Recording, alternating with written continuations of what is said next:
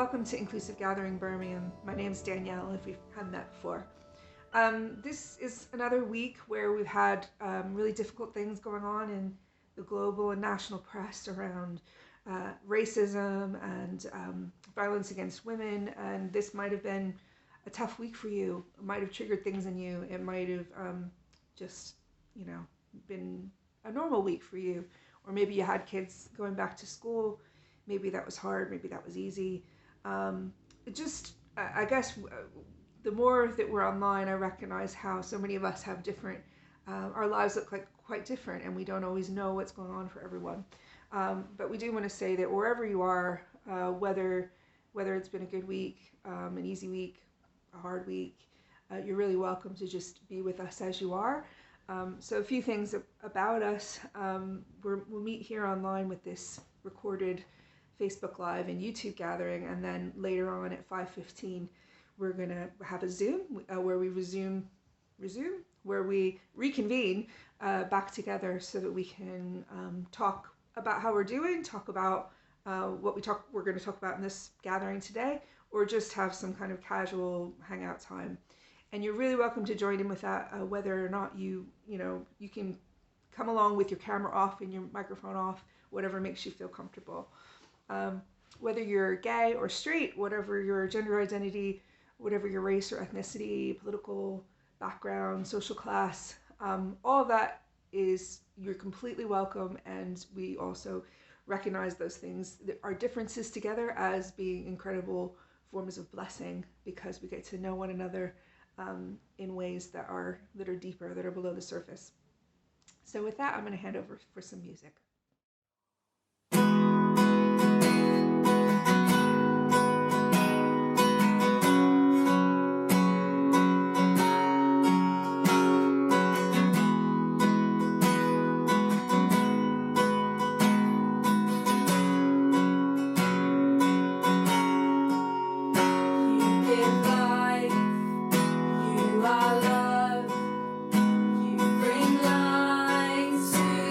The dark.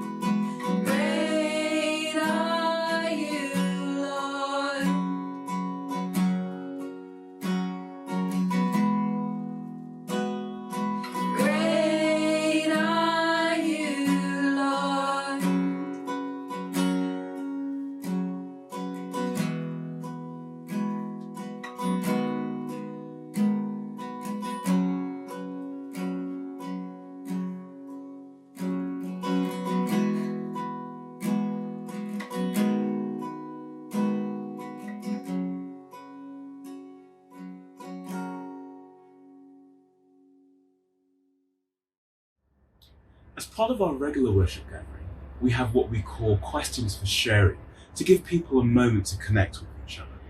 So we're going to ask you all a question, and as we share our answers, you can also share your answers in the comments on Facebook Live or YouTube. Hi, I'm Joel. Well, a number of years ago, I was a part of a group of writers working on a television pilot. It was an action thriller series, and most amazingly, we had contacts within the industry that we could pitch to, big people, and it looked like this was all going to go ahead. I helped organize some of the meetings to get things going and to keep things going. And not only did we have great locations, a brilliant twist, but it was also a story that we felt was really relevant and it was going to actually touch a lot of people's lives. However, a few months after one of those great meetings, everyone started working on other projects. I was all ready to just drop everything else I was doing and just get fully involved in it, but everyone else had moved on. And despite it being a brilliant idea, it sits on a shelf to this day. Be still and know that the Lord is in control.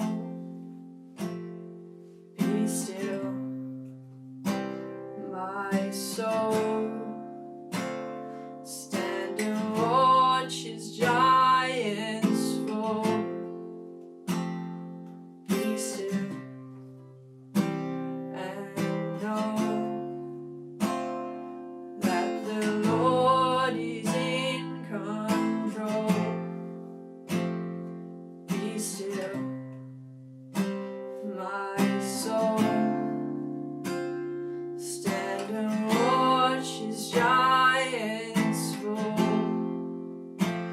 I won't be afraid. You are here. You silenced all my fears. I won't be afraid. You won't let go. Be still, my heart, and know I won't be afraid.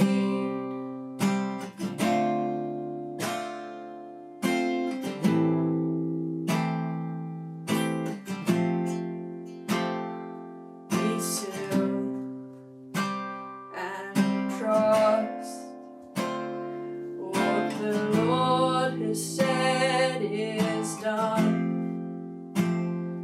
Find rest, don't strive. Watch as faith and grace align. I won't be afraid. You are here. You silenced all my fear. I won't be afraid.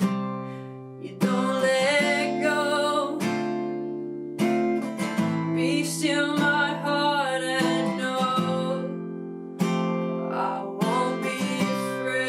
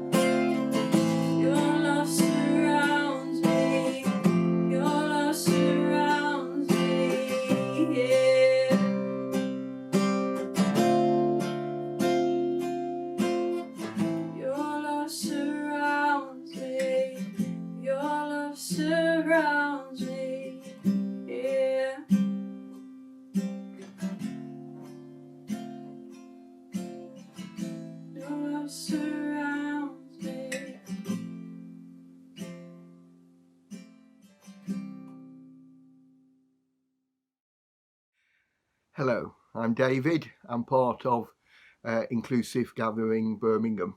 One of my favourite Doctor Who episodes is the one called The Girl Who Waited. And it's about how the Doctor and Rory go to save Amy, who's been trapped on this planet. But because the TARDIS is a time machine as well as a space travelling machine, they arrive over 30 years after she was trapped there. And she says to them, "But you never saved me." And Rory and the Doctor are saying, "But we're here, we came, this is the saving, this is the rescue." But she's waited over 30 years. And one of the reasons that's my favourite is that it shows how things can pass and time can pass over a lifetime. And I look back to something that was really important to me over 30 years ago, where I felt a call from God to serve him in some important way, that I declared to my leaders, I prayed about, and people confirmed that to me, and I felt that from the Spirit. But having talked to people over the years, they often said, "No, you just wait for your time, wait till maybe God's got things to do within you and things to work within you." And the years passed, and I still prayed about that, still thought, yeah, there's something. And there was ways in which I served in the church. There's ways in which doing administration, doing sometimes taking a lead in a small group. And they came and they went, and they never really fulfilled what I'd felt all those years ago as a call. And as the decades, literally the decades passed, that sort of feeling made me wonder if I'd made that up and whether that was right. And it's a very strange position, because I kept coming back to that and it wouldn't go away, and yet I didn't feel there was that opportunity. And things like that can make you bitter, can make you wonder if you heard God in the first place, or even were capable of hearing God. And those were some of the things I went through in that. And now coming into Inclusive Gathering and being given some responsibilities, feeling, yeah, that's in some way a fulfilling of that. But in a way, it's like it didn't really come to pass in the way that I thought it would. And maybe, I still think maybe there are better ways to hear God. And now my heart is not so much for me to serve as to help other people to serve. And maybe that's what God wanted all along. But sometimes these things do disquieten us and do make us feel, is this really what God has said to us? And I don't really know or have any answers for that. But I just feel, everyone's journey is different, and what people are called to are different. And I just love to see some of the younger people serving and being given responsibility now. And praise God for that. Hello, I'm David. Today we're returning to our series looking at the depth and mystery of the stories that Jesus told us. This reading today is from the Gospel of Luke, one of the 4 stories in the Bible about Jesus' life and teaching. Danielle will be talking about these words in a minute. Then, teaching them more about prayer, he used this story. Suppose you went to a friend's house at midnight, wanting to borrow 3 loaves of bread. You say to him, "A friend of mine has just arrived for a visit, and I have nothing for him to eat." And suppose he calls out from his bedroom, Don't bother me. The door is locked for the night, and my family and I are all in bed. I can't help you. But I tell you, though he won't do it for friendship's sake, if you keep knocking long enough, he will get up and give you whatever you need because of your shameless persistence. And so I tell you, keep on asking and you will receive what you asked for. Keep on seeking and you will find. Keep on knocking and the door will be opened to you. For everyone who asks receives, everyone who seeks finds, and to everyone who knocks, the door will be opened. So, as you've probably picked up today, we're talking about prayer. One of the reasons that I really like the approach of kind of deciding to take on Jesus' parables as a theme over seasons is that sometimes it kind of has pushed me to look deeper at stuff that I maybe would have, the kinds of things that I would tend to skip. And the story that David read earlier about the friend banging on the door, persistence in prayer, has always been something that I've had a funny relationship with in my life. It's kind of seen as a bit of a cutesy story if you grow up in Sunday school. And even when I was a teenager, once for a church story competition, I rewrote the story set in New York City with a neighbor pounding on his neighbor's door asking for pound cake repeatedly. And, as a younger person, this idea of that the story was sold to me as persistence, and that if you just keep asking long and hard enough to God, he will listen to you. That, I kind of took that for granted as, oh yeah, that's just what it means. But I think it wasn't until a bit later on in life where I faced times of real struggle and disappointment in my relationship with God and in my own mental health that I started to see this story as kind of damaging, at least in the way that I was sold it. So I'll tell you a little bit of my story that this makes me think of.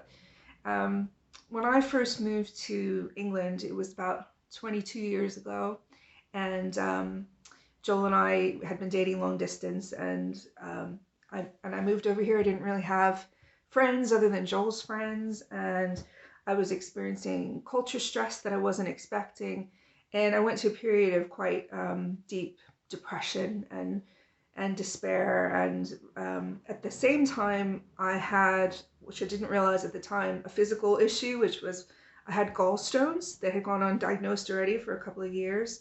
And if anybody's ever had gallstones, they create this most unbelievable amount of pain, like right in the center, just into your heart. And the pain can last, like a whole night. And so I felt in this season a real distance from God.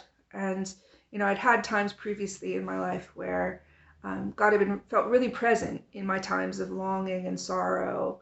And that was the thing that I expected to happen again in this season where I was reaching out to God in prayer, and quite often I felt like there was a slam door shut in my face, and in fact, quite often I would have these bouts of physical pain, and I started to associate that pain with God's rejection of me, and that really messed with my head for a long time. And like in the midst of that season as well, I realized I was in a kind of faith context where there was this real pressure in prayer that not only do you need to pray without ceasing, but you also need to pray for this, pray for the one thing that you're trusting God for.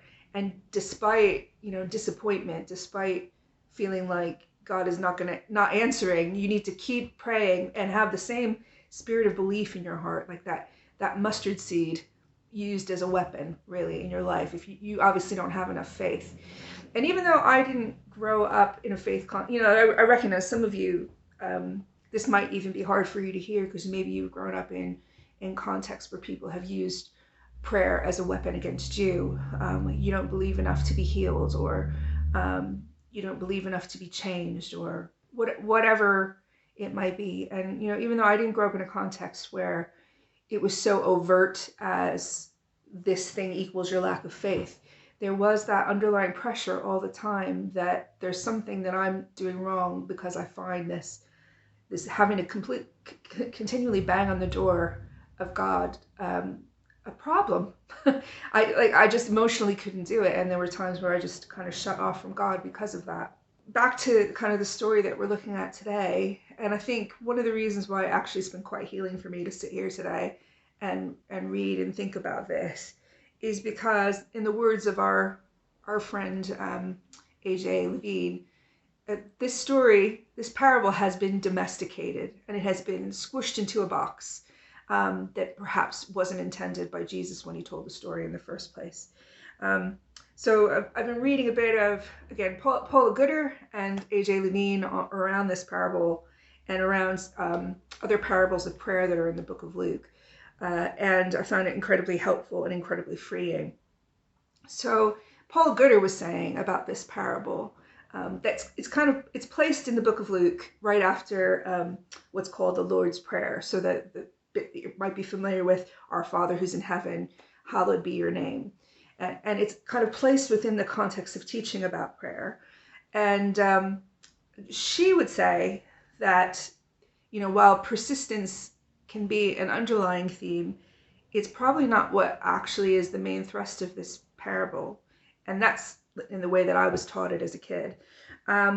She would say that, it's actually a shame-honor story. So in the story that we've just heard read, there's the neighbor who has to kind of choose between the shames of not providing hospitality to a guest and banging on a neighbor's door in the middle of the night. And the least shameful thing to do is to ask for help of the neighbor. So Paula Gooder says, well, this might be a bit about there's a persistent element to it, but actually it's about what are you willing to do? Are you willing to embarrass yourself to love well, to do the right thing, to seek justice? And equally, there's a story later on, a few chapters later in the book of Luke, that Jesus tells about. You might recognize it. It's often called the persistent widow and the unjust judge, where some of the same phrasing is used. So it's about the widow asking repeatedly, wearing down, that's what some of the translations say, wearing down this unjust judge to come over to her way of thinking, to listen to her request. And this wearing down is actually not a great translation of the word. And in both stories, it's a boxing term that's used. It's like so persistent, so full of feist, that willing to give a black eye. That's more like what it means. Like, so the unjust judge had this feisty widow who was so committed to the cause that she was fighting for that she might have punched him in the face.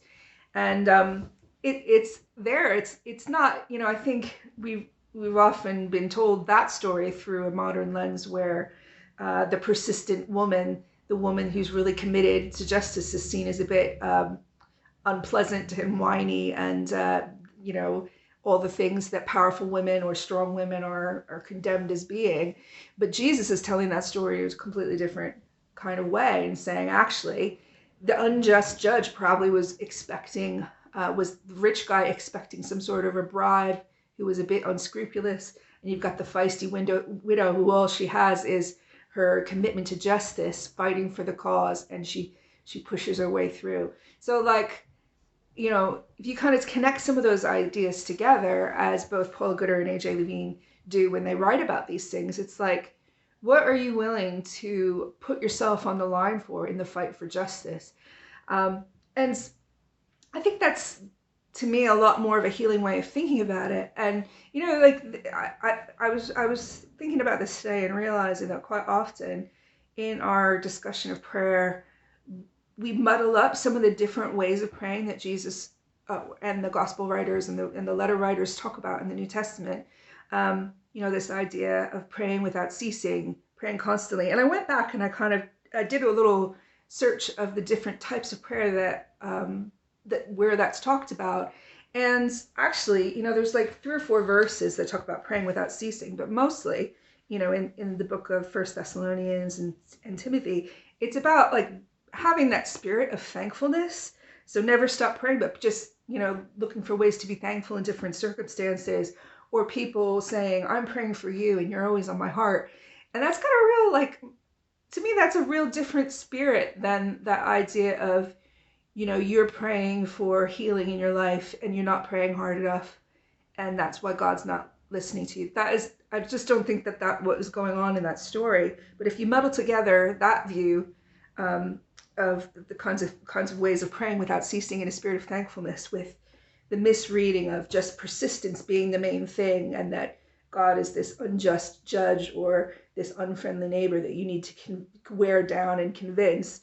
And then you mix that with the idea of, you need to have the faith of just even a little mustard seed. So obviously, if it's not working for you, you don't have even that tiny amount of faith, which, again, that story was told in a completely different context as well, where Jesus was talking to his disciples about a very specific situation. And so I guess for me, just sitting with all of this stuff together, it's a bit of a healing moment to think about how I've understood prayer and maybe some of the ways that I have to kind of deconstruct the things that I've been taught and told about the way God relates to me and the way that God cares for me. There's a couple of quotes I wanted to read to you. That one of them is this theologian that says, his name is David Buttrick, and he says, the notion that repeatedly we must bang on the doors of heaven if we are to catch God's attention is hardly an appropriate theology of prayer. And actually, that's like, yeah, let's sit with that. Is that the kind of God that we follow, that, he's just making us ask over and over again for the sake of it? No, I mean, I think the times when I've sought God persistently over something, it's often been,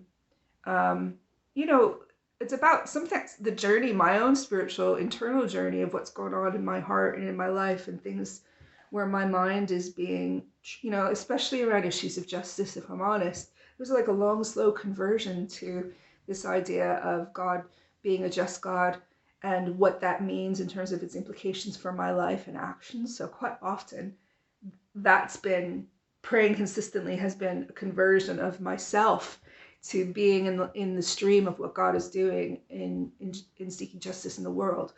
I just want to close with this one quote from, there's an author named Madeleine L'Engle, and this really moves me, and maybe it will move you. She says, I will have nothing to do with a God who cares only occasionally.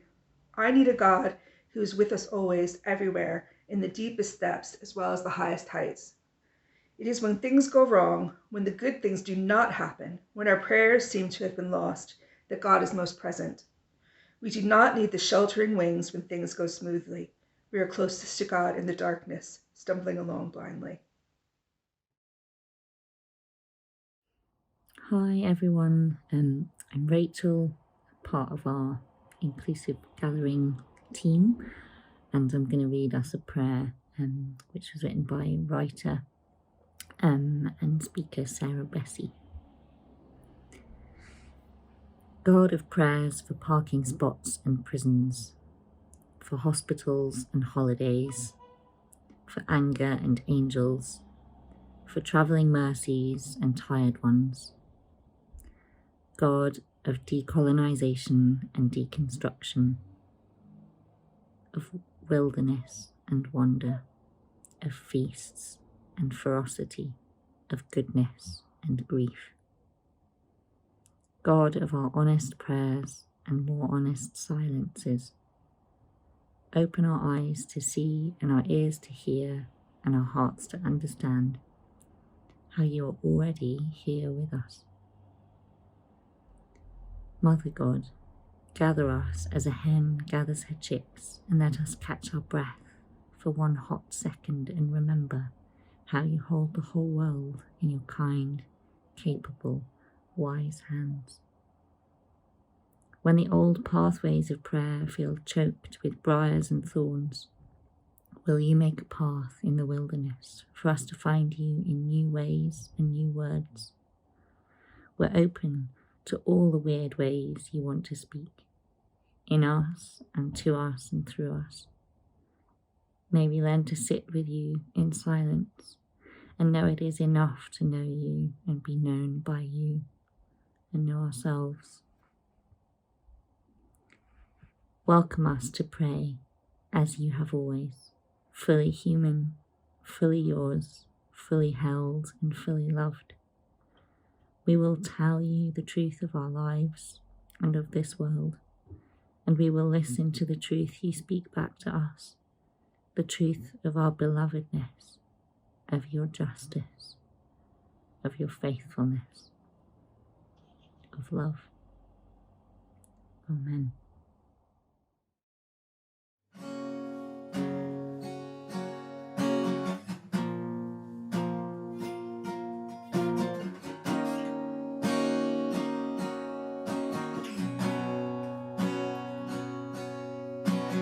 I keep fighting voices in my mind that say I'm not enough.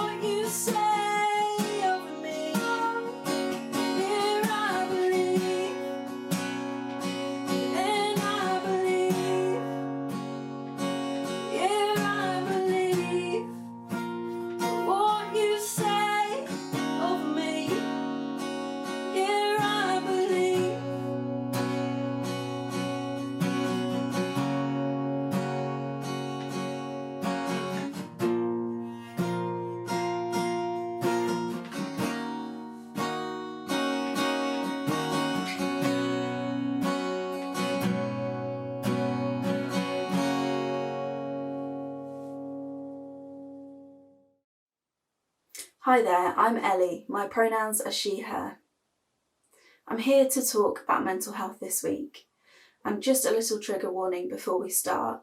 I'm going to be discussing suicide and there'll be mentions of racial and family trauma. This can be triggering, and if you feel that this isn't the right time for you to listen to that, feel free to put me on mute and skip to the next part of the service. This week we've seen International Women's Day, which really uplifted me. The amount of women's stories and power in those words has been great. Yet a few days later, in contrast to this powerful movement, we see Meghan Markle and Prince Harry's interview and the many reactions to that. A lot of those dismissing her story and her truths were disputed. Regardless of where you stand in terms of how you feel about that interview, I think that there's a few really important things that we can learn from it. The first being that you are allowed to share your story, even and especially if this makes people uncomfortable. That's their responsibility to cope with, not yours. There's a writer called Anne Lamott who said a really great quote in response. You own everything that happened to you. Tell your stories. If people wanted you to write warmly about them, they should have behaved better. Meghan spoke about how racial trauma and comments and family difficulties combined to cause her real emotional distress. And she also disclosed that she had suicidal thoughts and she wasn't able to get the help that she needed. To talk about a topic in such a high profile way is huge, and I really applaud her for doing this. Anything that people can do to break down the stigma of suicide and mental health is huge. Did you know that suicide was only decriminalised in the 60s? Before this, it was against the law. And just a note on that, the phrase committed suicide, the committed relating to the against the law, can be really unhelpful when we talk about suicide. So I just wanted to kind of explain that when we do talk about suicide, it's helpful to use different phrases such as died by suicide or tried to end their life. There's some really good teaching and resources if you Google Zero Suicide Alliance. You can learn all about how to talk about difficult topics around suicide and how to help somebody if they're struggling. And this ranges from 10 to 20-minute videos. We all experience mental health. We all have it. Sometimes our mental health is good and sometimes it's quite poor and difficult to manage, which sucks. But it's also okay if you're struggling. It's okay not to be okay. There is help out there, and I'm going to touch on this at the end of this talk. Talking about our feelings can be really hard, and when we manage to open up to someone, it's really important that we're able to speak about how we feel freely without being rushed or judged. It's a huge step, especially if you're suicidal, to talk to somebody. So if you're ever in a situation where you're listening to someone talking about ending their life, really consider how that person's feeling and how much they trust you to talk about it. Always take it seriously. Always assume that that is the truth for somebody and that they need help. Suicide is kind of one of those words that people don't really address. You know, it's one of those S words. It's something that has a lot of stigma attached to it. Whereas if in a conversation the topic comes up, address it. It's not going to make someone worse. It might feel a bit awkward, but it's not going to hinder that relationship with that person. It's always better to ask directly, are you feeling suicidal, than to not know and not have that conversation with somebody. If you find that someone is suicidal or yourself are struggling with those feelings, there's a few services that you might find helpful. If you are in immediate risk or someone is in immediate risk of ending their life, call 999 or present to your local hospital A&E department. You can also get help from the Samaritans, who can be called for free 24/7 on 116 123. I understand that talking about how you're feeling, whether that's if you're suicidal or not, even if there's things on your mind, it's really hard to say those words. So if you do struggle talking, you can always email Samaritans by emailing Jo, J-O, @samaritans.org, or by texting the word SHOUT, that's SHOUT, to the number 85258 for text support. Remember, this world is not easy. It's okay to be struggling. It sucks to be struggling, but it's really important that you get the support and help that you need, that you are deserving and worthy of.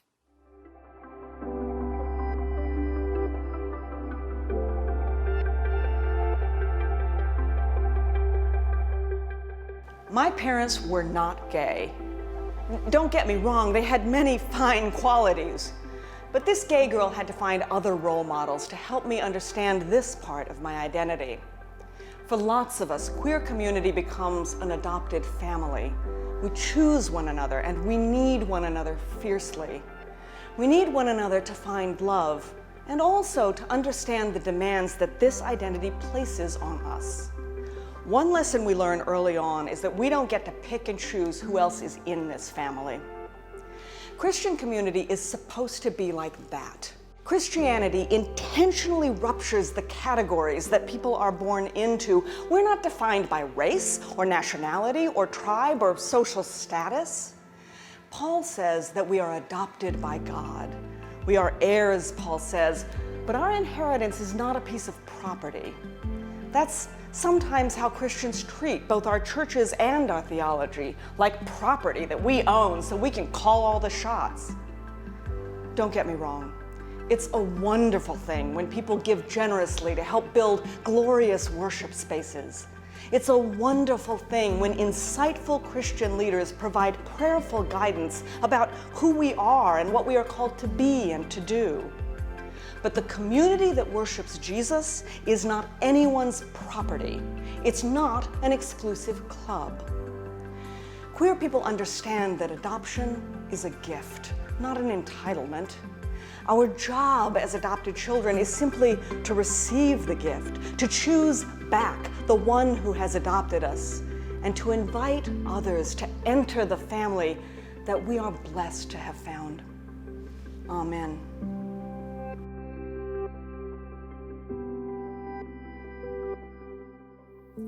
Hello everybody, my name is Julia. And my name is Sam. We're going to share in a love feast together, and a love feast is a way that we can share food. We share food or drink or snacks or whatever you have, and it's a way of being together as a community and sharing hospitality. So today we've got some water, fizzy in my case because I prefer fizzy. Oh, still. And I prefer still. Always awkward. And hobnobs. Yeah. Oaty rounds. Oh yeah, they're actually oaties, but they're very similar to hobnobs. They're just cheaper. Anyway, when we saw the video today, you'll have seen Liz Edmond talking about how queer people often create communities that can be like adoptive families. And she makes the point that our Christian families should be very much like that. So we don't get, everybody is adopted, they're chosen by God, and then, we don't get to pick and choose who comes to our church or doesn't, or things like that. Mm-hmm. We've got another example here of God disrupting binaries. So in our churches, what we want to see is it doesn't matter what race you are, what tribe you are, what nationality you are, what sexuality you are, everyone is welcome. Mm-hmm. And our love feast is kind of one example of the way we try and share together on an equal basis. So we all have an equal place at the table.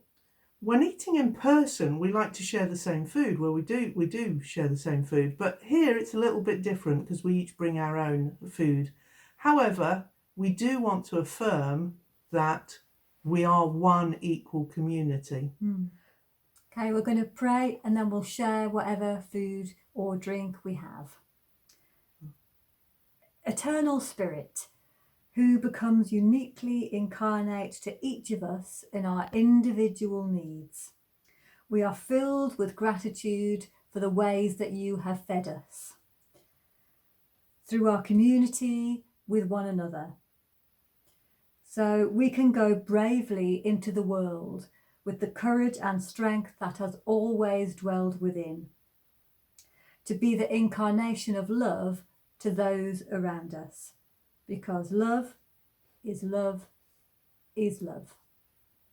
Amen. Amen. Enjoy whatever you have with you today. So thanks for joining us today. We're going to reconvene on Zoom at 5:15, so maybe grab a loo break and make yourself comfortable and come back. And like I said earlier, if you're new and you're not quite sure, feel free to join with your camera off, your microphone off, whatever makes you feel comfortable. Or give me a shout in the week if you'd like to just have a chat.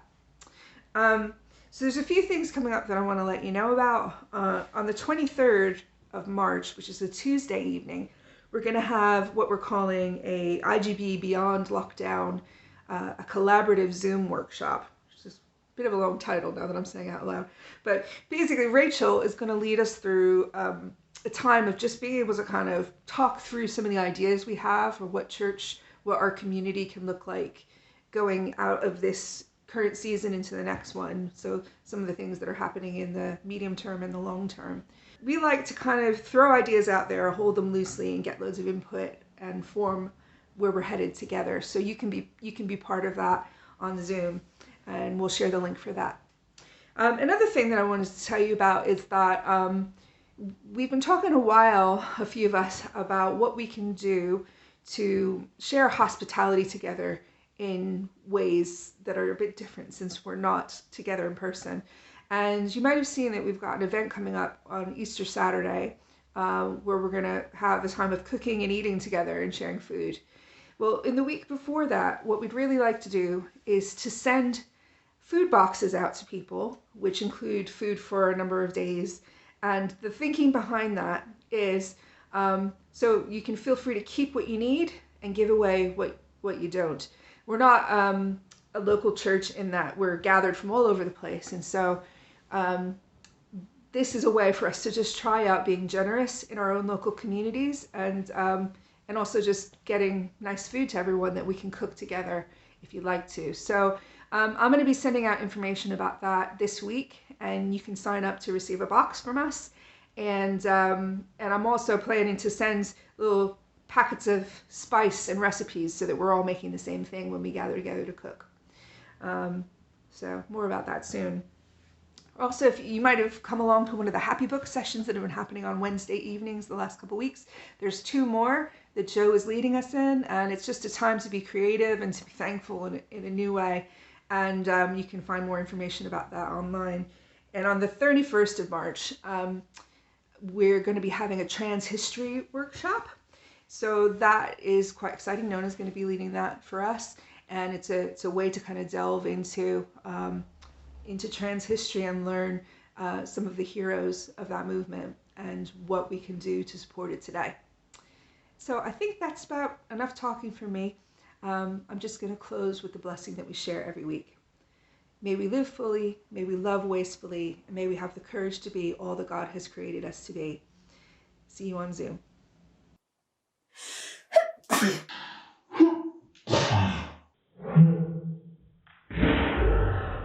Sorry about that. Can you edit that out, please?